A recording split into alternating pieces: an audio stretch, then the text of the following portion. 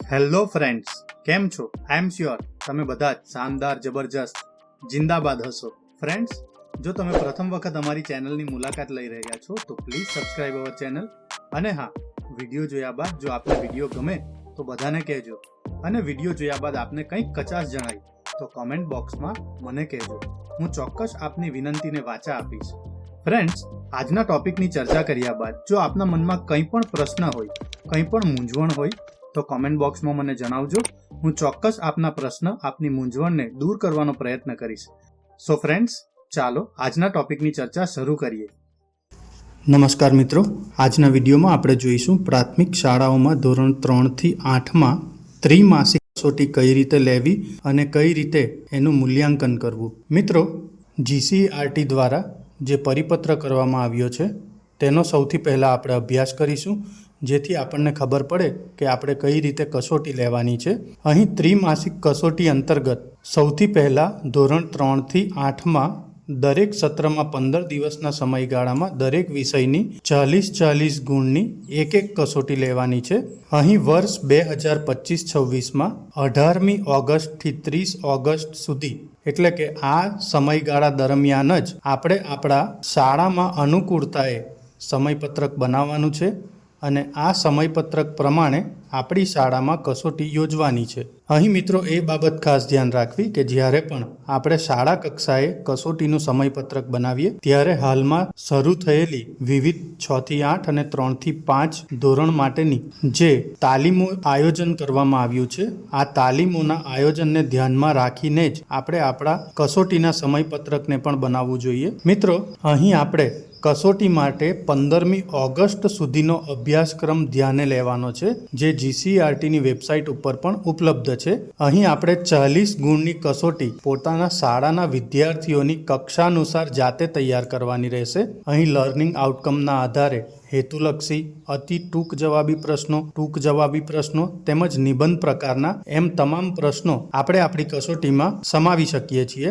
અહીં આપણે માર્ગદર્શન માટે GCERT દ્વારા જે પ્રશ્ન બેંક તૈયાર કરવામાં આવી છે, આ પ્રશ્ન બેંકનો પણ ઉપયોગ કરી શકીએ છીએ. અહીં આ પ્રશ્ન બેંક આપણને ઓનલાઈન એટેન્ડન્સ પોર્ટલ, એટલે કે SSA પોર્ટલનું જે ઓનલાઈન એટેન્ડન્સ પોર્ટલ છે ત્યાં મળી જશે, અથવા તો આપની શાળાના ઈમેલ આઈડી પર 18 ઓગસ્ટના રોજ ઈમેલ દ્વારા પણ આ તમામ પ્રશ્ન બેંક સેન્ડ કરવામાં આવી હશે. તો આપ આ પ્રશ્ન બેંક તમારા ઈમેલ આઈડી પરથી ડાઉનલોડ કરી શકો છો. અને જો આપની પાસે ઈમેલ આઈડીની સુવિધા ન હોય તો હું આપને બતાવીશ કે કઈ રીતે SSA પોર્ટલ પરથી આપણે આ પ્રશ્ન બેંક ખૂબ જ સરળતાથી ડાઉનલોડ કરી શકીએ છીએ. અહીં પ્રશ્ન બેંકમાંથી અલગ અલગ પ્રશ્નો શિક્ષકે પોતાના વિદ્યાર્થીઓની કક્ષા અનુસાર પસંદ કરવાના છે. અને જો આપ આ પ્રશ્ન સિવાય અન્ય પ્રશ્ન જાતે તૈયાર કરવા માંગતા હોય તો તે પણ આપ કરી શકો છો. અહીં આપે જે કસોટી લીધી છે એ કસોટી શાળામાં ફાઇલે રાખવાની છે, અને આ કસોટી આપણને વિદ્યાર્થીઓ માટે સમગ્ર શિક્ષા દ્વારા જે નોટબુક આપવામાં આવી છે,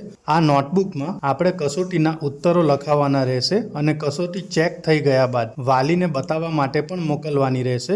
અહીં મિત્રો, ત્રિમાસિક કસોટી રચનાત્મક મૂલ્યાંકનનો એક ભાગ છે. તો આ કસોટીમાં જે ગુણ વિદ્યાર્થીઓ મેળવશે તે આપણે પત્રક એના ભાગરૂપે સત્રાંત અથવા વાર્ષિક પરિણામ પત્રકમાં પણ ઉમેરી શકીએ છીએ. અહીં દિવ્યાંગ વિદ્યાર્થીઓ માટે તેમજ અન્ય વિદ્યાર્થીઓ માટે પ્રશ્ન બેંકનો સંદર્ભ તરીકે ઉપયોગ કરી શાળા કક્ષાએ ત્રિમાસિક કસોટી તૈયાર કરવાની રહેશે. તો મિત્રો, અહીં ત્રિમાસિક કસોટી માટે આટલી વસ્તુ આપણે ખાસ ધ્યાનમાં રાખવાની છે. હવે આપણે જોઈએ કે જો ઈમેલ આઈડી સિવાય SSA પોર્ટલ પરથી આપણે પ્રશ્નપત્ર અથવા તો કસોટી પત્ર ડાઉનલોડ કરવું હોય તો અહીં ગૂગલમાં આપણે સૌથી પહેલા SSA ટાઈપ કરીશું.